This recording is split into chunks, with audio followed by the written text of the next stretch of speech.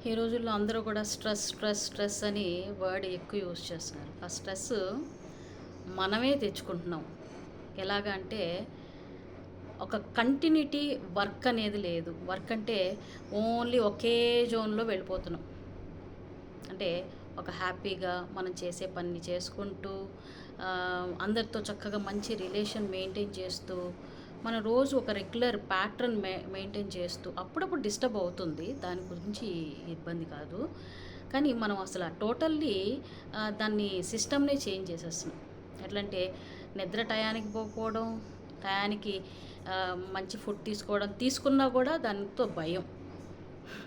ఈ విధంగా చాలా అంటే మనం చేసే పనినే కరెక్ట్‌గా చేసుకోకుండా దాని నుంచి స్ట్రెస్ తీసుకున్నాం. ఎట్లా అంటే మార్నింగ్ లేసిన కాడ నుంచి ఒక్కొక్క పని చేసుకుంటూ వెళ్ళిపోయాననుకోండి ఏ స్ట్రెస్ ఉండదు. చూడండి అప్పుడప్పుడు మనకు సండే ఆ ప్యాటర్న్ కొంచెం మిస్ అయితేనే ఈ రోజు ఏ పని చేయలేదు. కానీ చాలా టైం అంతా వేస్ట్ అయిపోయింది. చాలా డిస్టర్బ్ మూడ్ అయిపోతారు. ఈవినింగ్ కల్లా చాలా డిస్టర్బ్ అయిపోతుంటారు. ఎట్లా అంటే మనం అట్లానే మనం చేసే పని అంతా కూడా ఒకే ప్యాటర్న్‌లో చేసుకుంటూ వెళ్తున్నాం. ఎంజాయ్ వేరు, పూజ వేరు, ఆ! తినటం కూడా ఎప్పుడో టైం కుదిరితే తినడం. ఇంకా నిద్ర కూడా మా వర్క్ అయిన తర్వాత నిద్రపోవడం. ఎవరితోనా మాట్లాడంటే మాకు టైం లేదని చెప్పడం. ఒకటే మాటని 100 సార్లు చెప్తే నిజంగానే టైం దొరకదు. ప్రపంచంలో ఎవ్వరికీ టైం ఉండదు. ఎట్లా అంటే అసలు టైం లేకుండా మనుషులు ఎలా ఉంటారండి? ఈ విధంగా ప్రతి దాన్ని డిస్టర్బ్ చేసుకున్నారు. నేను ఒక విషయాన్ని చాలా బాగా గమనించాను. మనం తమిళనాడు పీపుల్ని చూస్తే నాకు అనిపిస్తుంది వాళ్ళు వీధికి ఒక టెంపుల్ కంపల్సరీ ఉంటుంది. వెళ్తూ వెళ్తూ ఉంటారు.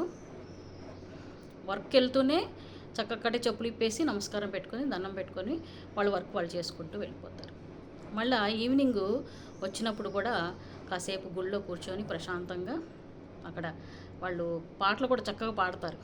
దేవుడి ముందు చక్కగా పాడుతూ ఒక భగవంతుడితో ఒక చక్కగా అనుసంధానంలాగా చక్కగా పాటలు పాడుతూ చాలా హ్యాపీగా అక్కడ కాసేపు కూర్చొని వస్తారు. ఫ్రైడే రోజైతే దీపాలు వెలిగిస్తారు. ఇలాగా దాన్ని ఒక సపరేట్‌గా వాళ్ళు భావన చేయట్లేదు. సో మనం ఏం చేస్తున్నాము వారానికి ఒకసారి, లేదంటే నెలకొకసారి, లేదంటే ఏదైనా ఇబ్బంది వచ్చినప్పుడు పూజలు చేయడం, లేదంటే ఇబ్బంది వచ్చినప్పుడు మాకు చాలా స్ట్రెస్ ఎక్కువైపోయింది అప్పుడు టూర్లకు వెళ్ళడం. అంటే బ్రీతింగ్ తీసుకునే టైం కూడా లేనట్టుగా ఫీల్ అవుతున్నాం మనం. ఫీల్ అవ్వడం వలన అండ్ ప్యాటర్న్ చేంజ్ అవ్వడం వలన అంటే లేచినప్పటి నుంచి కూడా ఒకటే తరీకాలో వెళ్ళిపోవడం, ఒకటే ఇదిలో వెళ్తున్నాం మనం. వాళ్ళ వర్క్ ఉంది, వర్క్ వర్క్ వర్క్.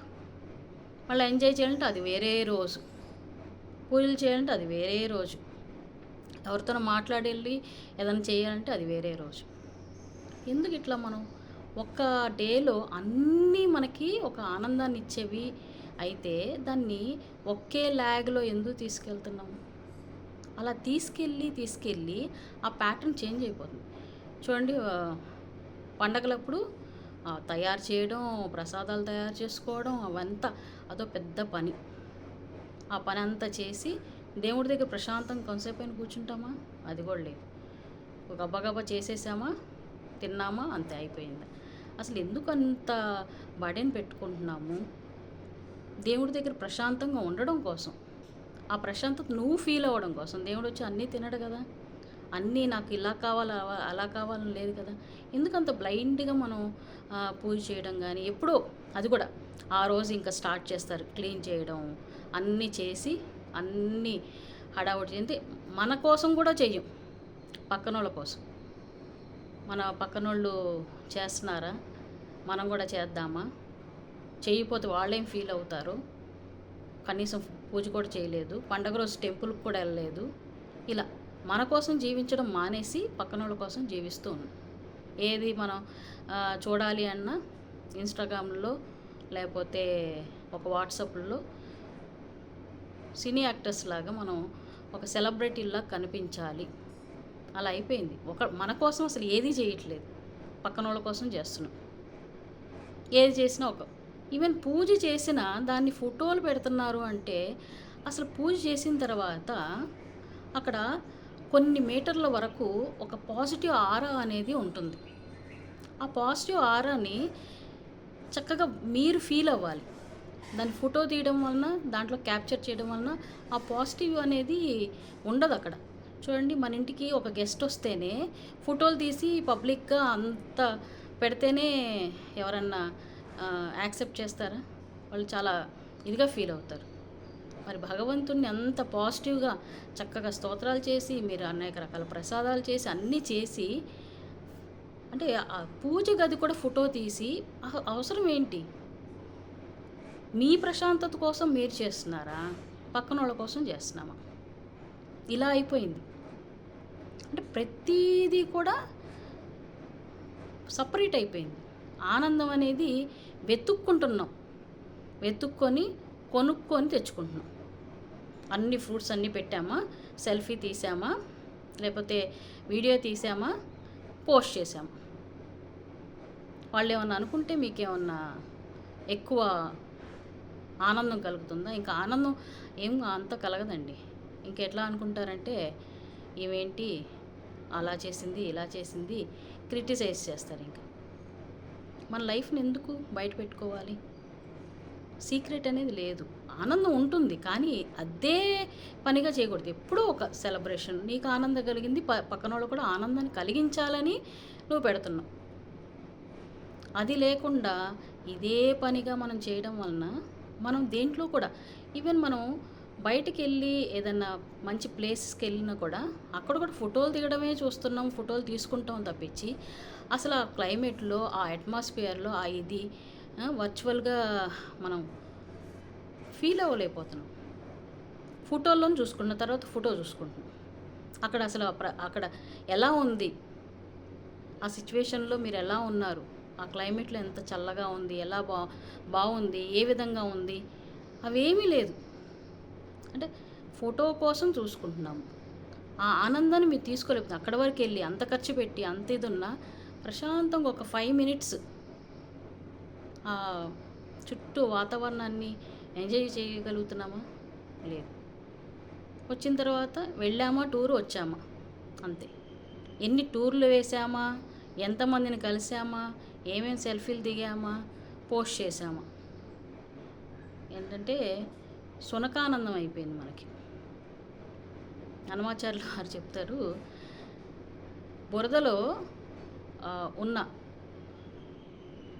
కుక్కకి అక్కడే సుఖంగా ఉంటుందంట. మళ్ళీ బయటకు వచ్చిన తర్వాత ఏముందని మనం అనుకుంటామో, దాన్ని చూసి ఏంటి దీనికి అట్లా డర్టీగా అందులో ఉండటం ఏంటి అని మనం దాన్ని చూసి చిరాకు పడతాం. మనం కూడా అలానే అన్ని దట్టిల్లో ఉంటూ అదేదో గొప్పలా, దాని ఆనందం దానికి ఉంది, సునక ఆనందం అంటే దానికి ఆనందం ఉంది. సో అట్లాగా ప్రతి దాంట్లో ఒక ఫీల్ లేకుండా ఎంజాయ్ చేస్తున్నాము, ఒక ప్యాటర్న్ ఫాలో అవ్వకుండా ఎంజాయ్ చేస్తున్నాం. దానివల్ల మనం ఆలోచనలో కానీ, ఒక హెల్పింగ్ నేచర్, గ్రాటిట్యూడ్ కానీ ఏమీ లేదండి.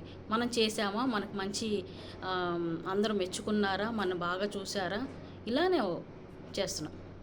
సో ఈ విధంగా చేయడం వలన కొన్నాళ్ళకి మనమే కోల్పోతున్నాం.